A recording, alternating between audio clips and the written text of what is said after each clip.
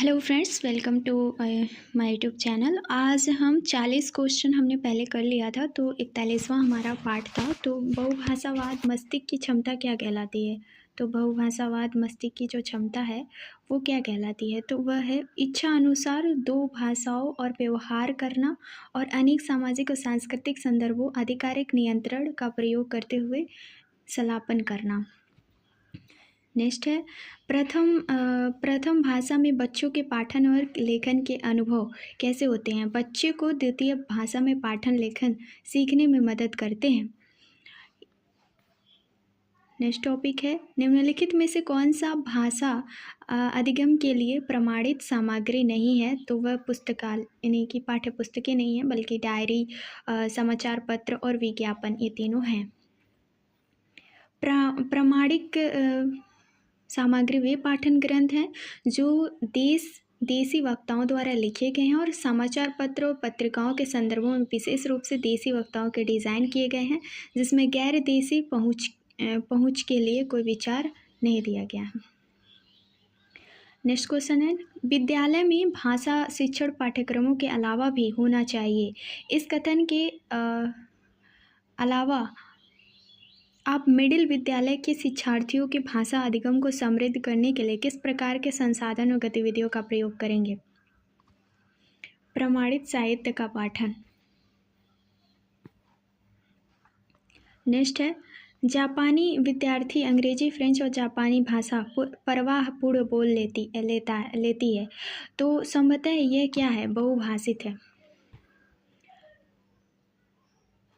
Bloomfield के अनुसार बहुभाषिता की स्थिति तब पैदा होती है जब व्यक्ति किसी ऐसे समाज में रहता है जो मातृभाषा में अलग भाषा बोलता है और उस समाज में रहते हुए उस अन्य भाषा में इतना परंपरागत हो जाता है कि उस भाषा का प्रयोग मातृभाषा की तरह करता है। भाषा शिक्षा के बारे में शिक्षा नीति 2020 की अनुशंसा के विषय में क्या सही है? तो विद्यालय शिक्षा के अंत तक पढ़ाई माध्यम की भाषा के रूप में मातृभाषा और घर की भाषा हो। नेक्स्ट क्वेश्चन है बहुभाषावाद की निम्नलिखित नीति किस रूप में जानी जाएगी? सभी बच्चों की विद्यालयी शिक्षा मातृभाषा में शुरू होती है और विद्यालय के अंत तक कई भाषाएं जुड़ जाती हैं, उन्हें हम त्रिभाषा शिक्षण कहते हैं। नेक्स्ट क्वेश्चन है भाषा के बारे में कौन सा कथन सही नहीं है? यानी कि इसमें 4 ऑप्शन दिया हुआ है। भाषा इतिहास का खजाना है, ये सही है। भाषा मानवीय ज्ञान में योगदान देता है, ये भी सही है। प्रत्येक भाषा की लिपि होती है, राइट, ये भी सही है। लेकिन भाषा में इसमें पूछा है कि कौन सही नहीं है, तो पहला गलत है। नेक्स्ट क्वेश्चन है भाषा वह विधि जिसके माध्यम से अध्यापक बच्चों को जीवन के अनुभव जोड़ते हुए बुद्धिमत्ता के साथ मातृभाषा का प्रयोग करता है, किस रूप में जानी जाती है? उसे द्विभाषित विधि कहते हैं। नौमस्की के अनुसार इस बात से दृढ़ विश्वास था कि बच्चे व्याकरण के सहजता ज्ञान के साथ जन्म लेते हैं, तो सभी भाषाओं के अर्जन के आधार पर सही विराम, बालाघात और स्वर शैली का विकास एवं संवर्धन करने के लिए कौन सा विकल्प सर्वाधिक उपयुक्त है? तो मौखिक अभिव्यक्ति। भाषा अर्जन के संदर्भ में बच्चों के लिए सर्वाधिक महत्वपूर्ण क्या है? बच्चों को एक दूसरे से अंतःक्रिया करने के मौके। नेक्स्ट क्वेश्चन है निम्नलिखित में से कौन सा राष्ट्रीय शिक्षा नीति 2020 में उल्लेखित नहीं है? यदि बच्चों को उनकी मातृभाषा में पढ़ाया जाता है तो वह दूसरी भाषाएं नहीं सीख पाएंगे, ये गलत है। इसमें नहीं पूछा है तो यही गलत है। नेक्स्ट क्वेश्चन है एक अध्यापक भाषा अधिगम के लिए अपने प्राथमिक स्तर के विद्यार्थियों की मदद के लिए कक्षा में निवेश समृद्ध परिवेश सृजित करता है। इस प्रकार विद्यार्थियों को किस तरह मदद करेगा? तो ऐसे अवसर देने जहाँ पर बार बार भाषा के स्वरूप पर ध्यान जाता हो और सीखने का मौका मिलता हो। नेक्स्ट है निजी वाक और स्वयं में बोलना, यानी कि स्वयं निर्देश वाक, जिसका प्रयोग बच्चे अपने ही व्यवहार को निर्देशित करने के लिए करते हैं। विचार किसके द्वारा प्रतिपादित किया गया था? लेव वाइगोस्की के अनुसार, लेव वाइगोस्की। इनका डिटेल ध्यान लेते हैं। निजी वाक स्वयं बोलना, यानी स्वयं से बोलना, जैसे कि मैं बोलती हूँ खुद से। तो वाइगोस्की के सामाजिक संस्कृति सिद्धांत के अनुसार सामाजिक अंतःक्रिया ही बालक की सोच और व्यवहार में निरंतर बदलाव लाता है, जो एक संस्कृति से दूसरी संस्कृति से भिन्न हो सकता है। नेक्स्ट क्वेश्चन है, एक भाषा शिक्षक सामाजिक विज्ञान के साथियों के साथ मिलकर भारत की संस्कृति विविधता पर प्रबंध कार्य देता है। शिक्षार्थियों को इस विषय में रिपोर्ट लिखने और पोस्टर तैयार करने के लिए सामाजिक विज्ञान की पुस्तक और इतिहास, भूगोल, संस्कृत, राजनीतिक से संबंधित अन्य पुस्तकों तथा दस्तावेज को पढ़ना है। भाषा अधिगम की प्रक्रिया क्या कहलाती है? समूची पाठ्यक्रम में भाषा। यहाँ पे समूची इसलिए है क्योंकि ये विभिन्न सब्जेक्ट के बारे में बोल रहा है।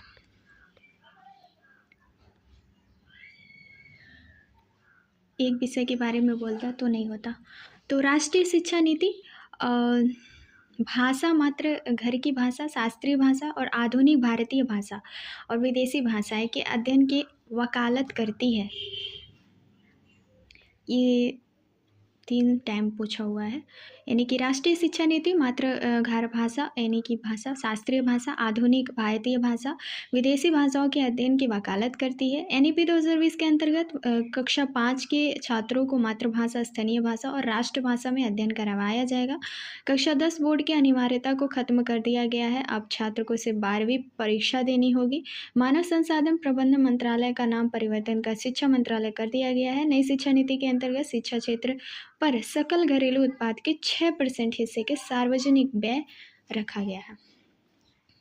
नेक्स्ट क्वेश्चन है, राष्ट्रीय शिक्षा नीति 2020 शास्त्रीय भाषा के अध्ययन को एक अतिरिक्त विकल्प के रूप में अनुमोदित किया करती है।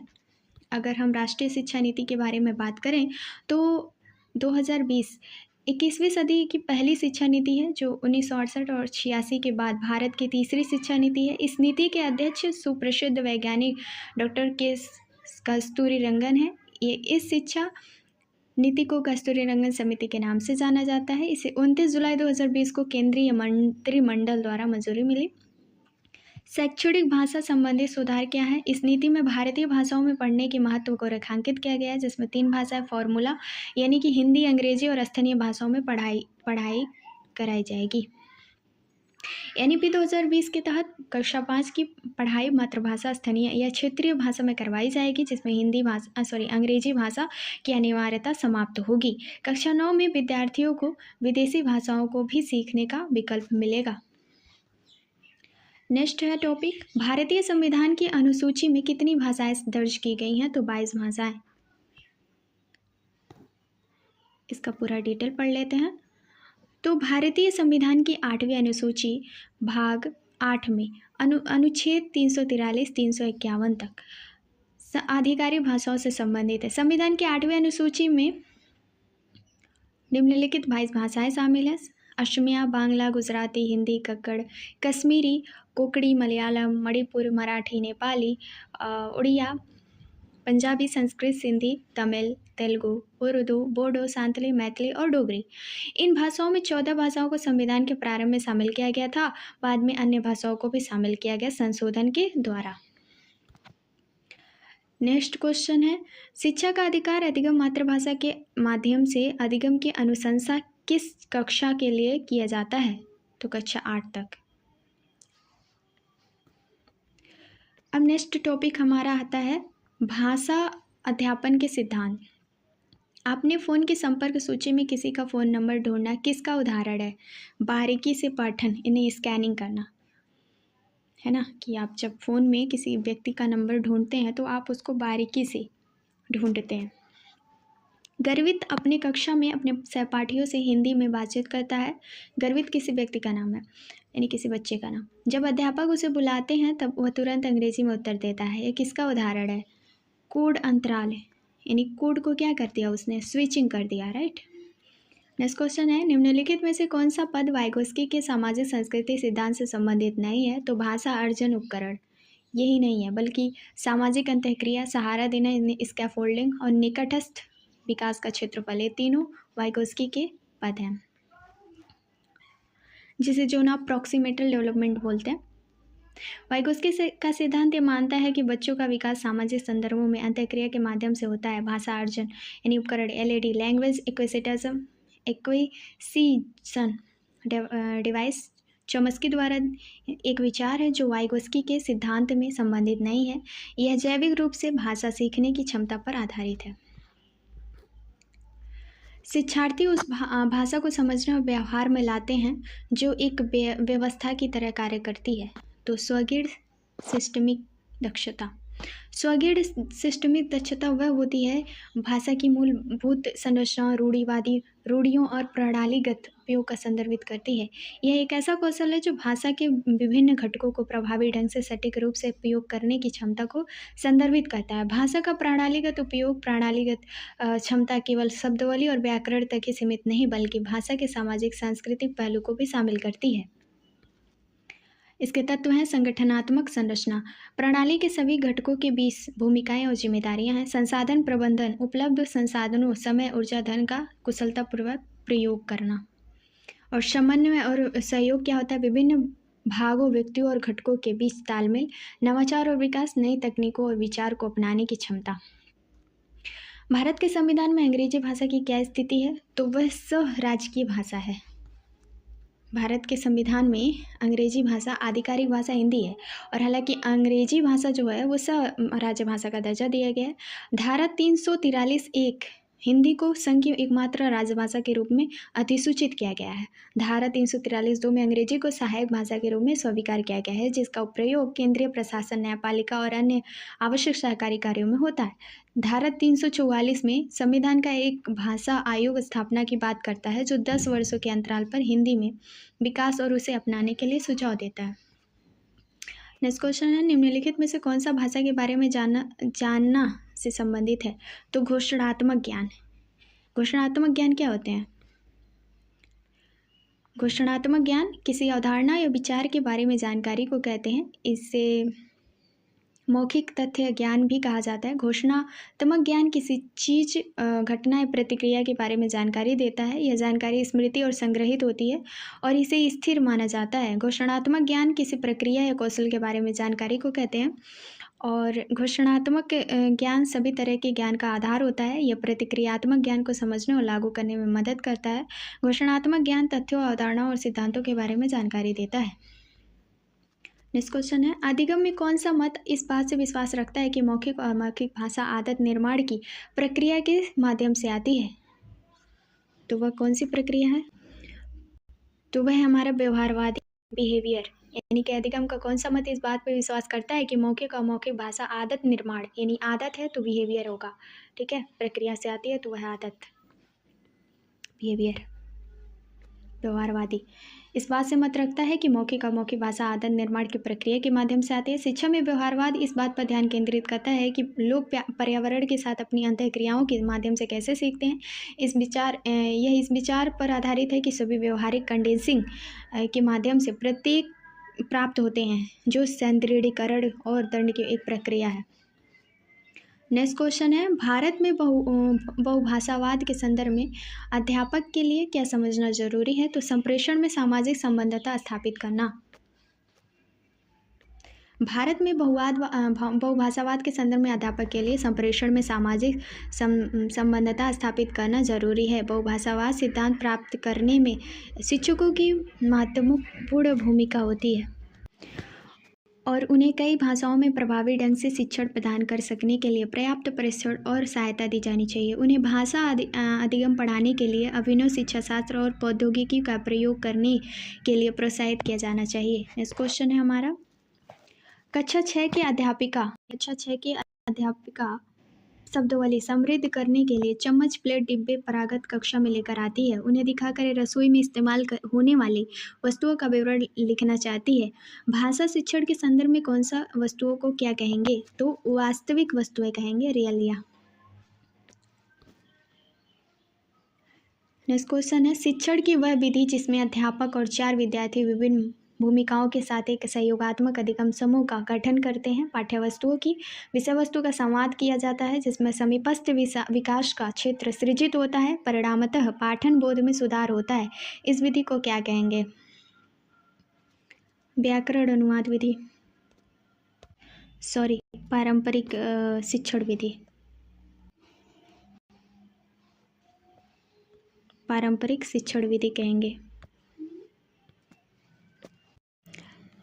पारंपरिक शिक्षण विधि छोटी समूह यानी कि शिक्षण की एक छोटी निर्देशात्मक गतिविधि है जिसमें छात्र शिक्षक बनते हैं और 4 प्रबंध नीतियों का उपयोग करते हैं, चर्चा का नेतृत्व करते हैं और उसका अच्छे पाठक पाठ को समझाने के लिए उपयोग करते हैं।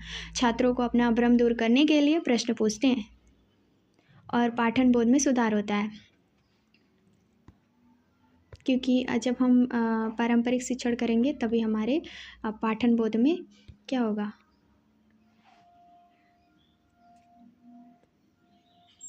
सुधार होगा। अब नेक्स्ट क्वेश्चन है, बच्चों को अपने समुदाय में दूसरों के साथ अनौपचारिक अंतःक्रिया, मित्रता और संबंध बनाना भाषा के किस रूप में प्रयोग पर आधारित है? तो भाषा सामाजिकरण होता है, राइट।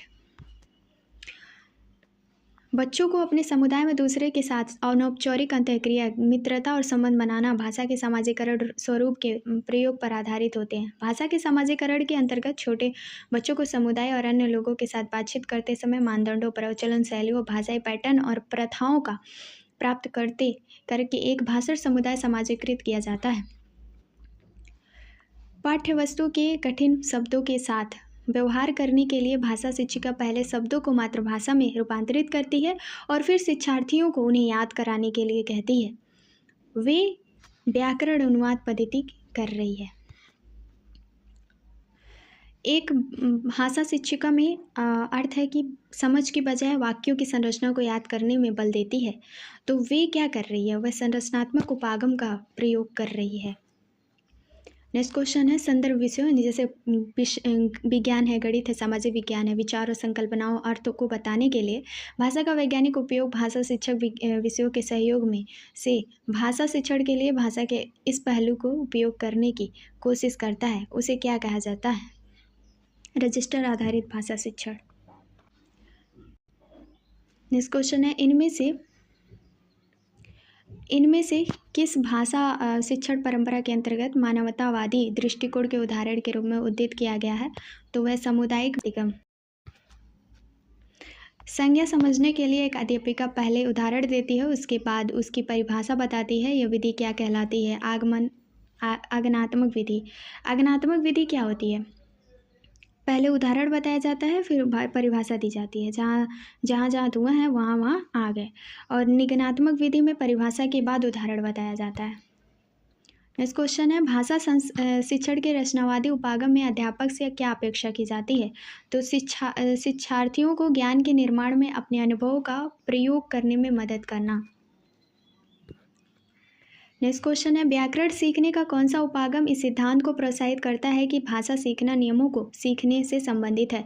तो निगमनात्मक। पहले तो वो क्या करता है, पहले परिभाषा देता है, फिर बाद में उदाहरण देता है। व्याकरण सीखने को निगमनात्मक उपागम इस सिद्धांत को प्रोत्साहित करता है कि भाषा सीखना नियमों को सीखने से संबंधित है। यानी कि शिक्षक पहले शिक्षण कार्य करते हैं पहले, और फिर उसके बाद स्थापित किसी नियम या सूत्र का प्रयोग करते हैं। किसी उदाहरण को कम समय में स्पष्ट कर देता है। यह निगमन उपागम कहलाता है। नेक्स्ट क्वेश्चन है, निम्नलिखित में से कौन सी युक्ति बच्चों के भाषा विकास में मदद नहीं करेगी? तो अभिभावक और अध्यापकों की ओर अधिक ड्रिल और पुनरावृत्ति। भाषा की कक्षा का परिवेश किस तरह का नहीं होना चाहिए? तानाशाही नहीं होना चाहिए।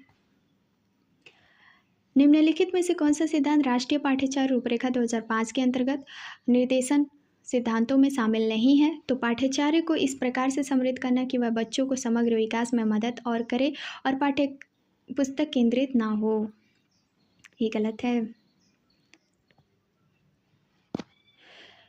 कक्षा 4 की अध्यापिका अपने विद्यार्थियों को दिए गए विषय पर लेखन पूर्व गतिविधि के रूप में अपने विचार अभिव्यक्त करने के लिए कहती है। इस युक्ति को क्या कहेंगे? मानस मंथन कहेंगे। मानस मंथन का अर्थ होता है विषय से संबंधित विचारों के प्रति सजगता, और यह शिक्षण अधिगम प्रक्रिया है जिसमें छात्र सक्रिय भूमिका निभाता है। शिक्षक पूरी तरह कक्षा को समस्या और विषय देता है। दिए गए समय के भीतर छात्र को विषय से संबंधित विचार प्रकट करने होते हैं। नेक्स्ट टॉपिक हमारा है सुनने और बोलने की भूमिका और भाषा का कार्य। बालक इसे किस प्रकार का उपकरण प्रयोग करता है। तो कक्षा में नया पाठ शुरू करने से पहले आप अपने शिक्षार्थियों को किसी मज़ेदार ऊर्जादायक गतिविधि में संलग्न करते हैं। आप ऐसा किस लिए करते हैं। शिक्षार्थियों को कक्षा के लिए प्रोत्साहित और तैयार करने के लिए। कृपा और उक्कड़ जुड़वां हैं और मणिपुर की विशेष बोली बोलने में भिन्नता है। बोली बोलने के लिए उनके व्यक्तिगत विशेष तरीके को किस रूप में जाना जाता है। व्यक्ति भाषा ऑडियोलेक्ट कहेंगे।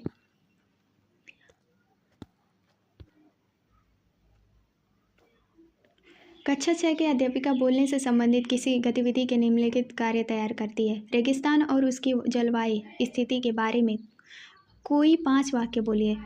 क्या यह एक अच्छा है या अच्छा कार्य नहीं। आपने उत्तर के लिए क्या चयन किया। यह एक अच्छा कार्य नहीं है और क्योंकि इसमें संदर्भ गलत है। यह एक अच्छा कार्य है क्योंकि शिक्षार्थियों ने भूगोल की किताब में रेगिस्तान के बारे में पढ़ा होगा, इसलिए उनके पास बोलने की सामग्री है। यह एक अच्छा कार्य है क्योंकि यह शिक्षार्थी को कुछ बोलने के लिए तैयार करता है। यह एक अच्छा कार्य नहीं है क्योंकि इसमें शिक्षार्थी को रेगिस्तान के बारे में नहीं जानते। तो यह एक अच्छा कार्य नहीं है। आंसर है यह एक अच्छा कार्य नहीं है क्योंकि संदर्भ में कमी है और क्योंकि उन्हें रेगिस्तान और उसकी स्थितियों के बारे में कुछ नहीं बताया गया।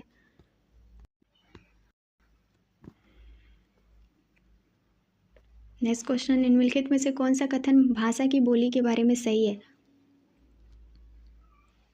तो इसमें जेड लिया हुआ है, तो हम परिभाषा ही पढ़ लेते हैं। भाषा की बोलियां एक ही भाषा में भिन्न रूप से होती है। सामाजिक सांस्कृतिक बोलियां भौगोलिक ऐतिहासिक संदर्भ में भिन्न समूहों द्वारा बोली गई जाती है। ये बोलियां एक ही भाषा के अंतर्गत आती है, लेकिन उसे उच्चारण, शब्दावली और वाक्यांश संरचना भिन्नता हो सकती है। उदाहरण के लिए हिंदी को विभिन्न बोलियां जैसे अवधी, ब्रज, मगधी और एक ही भाषा के विभिन्न रूप हैं। आयोग ने इसको जेड माना, यानी चारों सही है।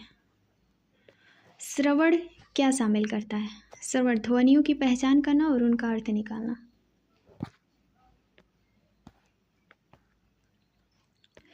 किसी श्रवण से जुड़ी गतिविधि की योजना बनाते समय कौन सा कारक महत्वपूर्ण नहीं है। तो वक्ताओं या जेंडर, बोलने वाली महिला या पुरुष, मैटर नहीं करता। भाषा में रचनात्मकता क्या है। खुले अंत कक्षा प्रदत्त कार्य जिनकी भिन्न भिन्न व्याख्या हो सकती है, भिन्न भिन्न उत्तर निकल सकते हैं।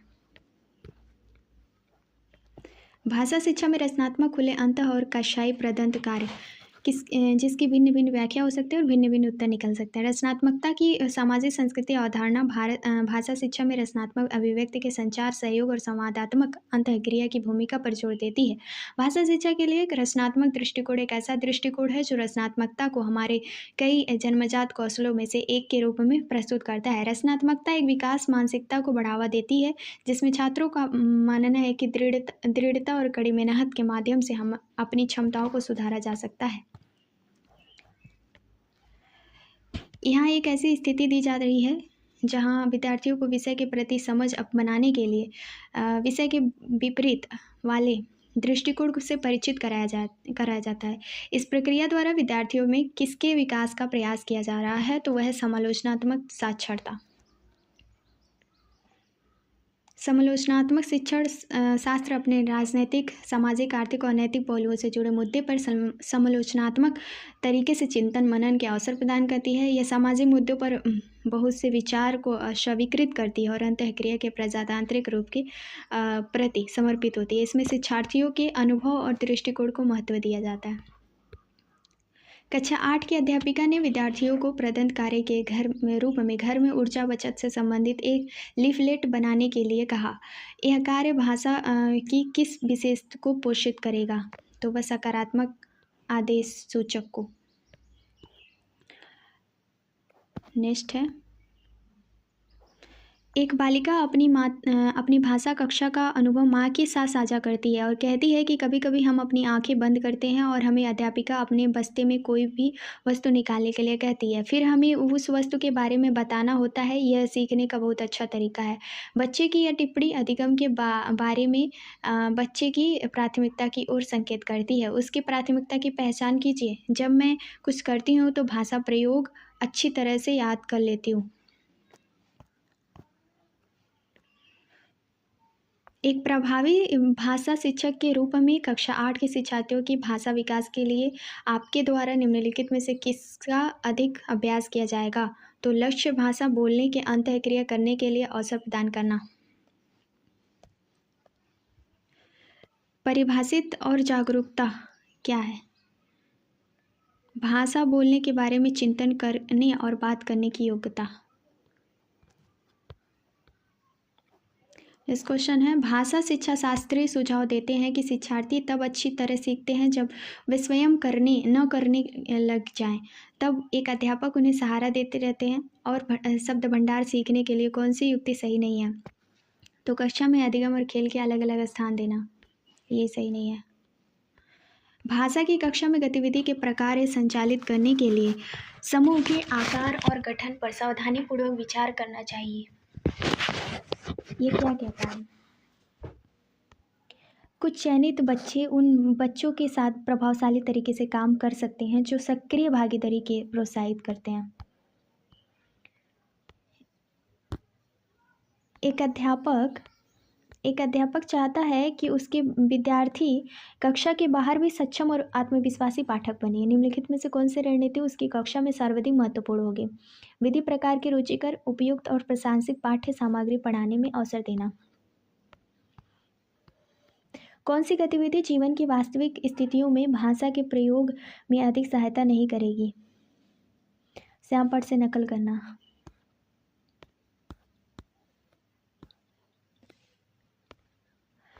बच्चे अपने परिवेश में 2 भाषाएं सुनते हैं। इन 2 भाषाओं का सुनना बच्चों के लिए लाभदायक होता है।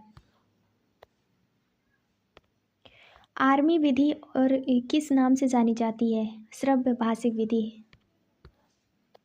एक अध्यापक होने के नाते आप कक्षा में विद्यार्थियों के बीच अंतःक्रिया को सुगम बनाने और प्रोत्साहित करने के लिए क्या कदम उठाएंगे? विद्यार्थियों को उनकी राय और सुझाव मांगेंगे। किसके द्वारा शिक्षार्थियों को व्यक्तिगत भूमिकाओं के आवंटन के बिना विशिष्ट संदर्भों में लक्ष्य भाषा के उपयोग के अवसर दिए जाते हैं? तो वह अभिव्यक्ति। शिशु की पहली वाक्य ध्वनि को कूजन और बबलाना कहते हैं। बबलाना से तात्पर्य क्या है?